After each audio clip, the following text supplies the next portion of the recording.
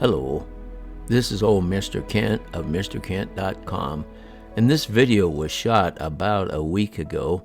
And what I was doing is I downloaded the DJI Fly app upgrade 1.7.5, and I thought I'm going to go out and test it out, make sure I've got everything set the way I like. And as I come around here, you'll notice the ropes on the flagpole, because there was so much wind that day. That should have been an omen to me, but I didn't even pay much attention to it. So there I stood there for about 5 to 10 minutes going through the menus and changing everything. One thing I didn't like about it was well, I'll get to that later. Here's my son. I thought I'd follow him around on his tractor. Yeah, that's right. That's my son. And I thought I'd follow him around on his tractor and get some good footage while I test out my new app. So one of the things I don't like about what it did was how DJI videos number consecutively. Well, they started everything over from wherever I was, 100 or something like that, and they started all over again. So now I'm on 12 or something like that now. So anyway, just testing out the app. And by the way, all the tractor movement will be twice speed because he drives a lot slower than what you just saw. And his back hurts a lot. So he used to just pick that stuff up and carry it around, but now he's a wiser and older man. So he's going to put that where he wants it and make room to get into the shop. But anyway, so the app, they change your return to home altitude and all that stuff. So that's why I came out to test it out. And so we'll follow him around, and while we do, I'll tell you some other things that are oh, by the way, let's stop right here, because he's going to get out and open the door, and I just holler, and I leave the drone flying. I go in the shop, and I open the door for him. So you'll see how fast I open it because I'm so strong. Actually, that's twice speed, but anyway, I got it open for him. So there you go. Now he's going to go in and he's going to pick up that, it's a pickup cab, and that's going to end up going on his, the race car frame, the NASCAR frame that he's got.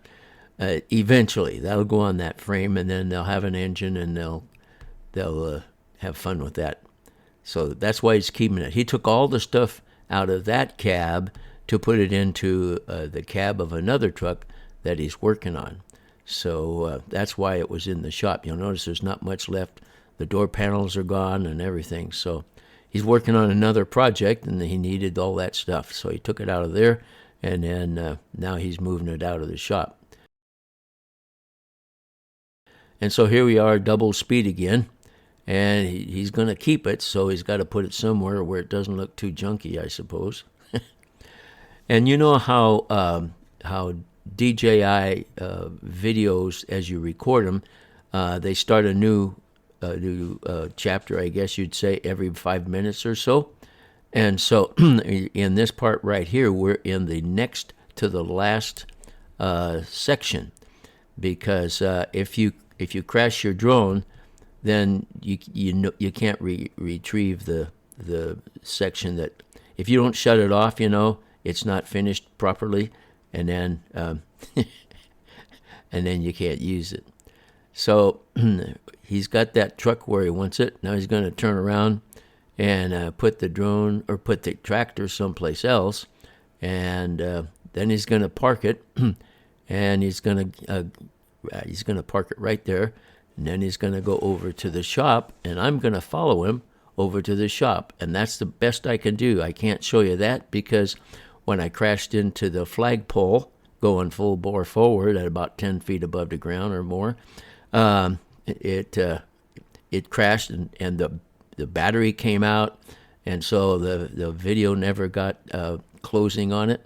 So I can't show you that video. And my screen recorder, I'm not going to go into the details, but my screen recorder messed up. So what I did, well, I made several test flights, but as you can see, I'll put some arrows pointing to it. That's the horizontal left-right motor down there, and that's where I'm getting my, well, actually, after the crash, I didn't put it in here, but after the crash, I had a whole lot of jelly, and you can see it better there. And you'll notice in the upper part there, those scratches, I think that they were, I think the wreck caused that. And then the top of the motor, it's all scratched up. And what I did was I tried all kinds of things. I made several flights and nothing seemed to work until I used some canned air to blow all the dust out of there. And because Arizona is the dusty state. But anyway, I blew all the dust out. And then, another thing I did before I did that is I changed all the props just in case they were causing a problem. And you can see that all that I did is still got the jelly in it. And so then that I was a little disappointed. And then I remembered, oh, yeah, calibrate the gimbal. So I just set it down right there. It wasn't necessarily a level spot, but I ran it through the calibration. And I just had the recorder on while I was doing that. And so I ran it through that, and then I'm going to try it again. And you'll notice no Jello. No, well, there's a little bit there, but it's not like it was. And I don't think I'll ever get it like it was because there's just too much dust down inside of there.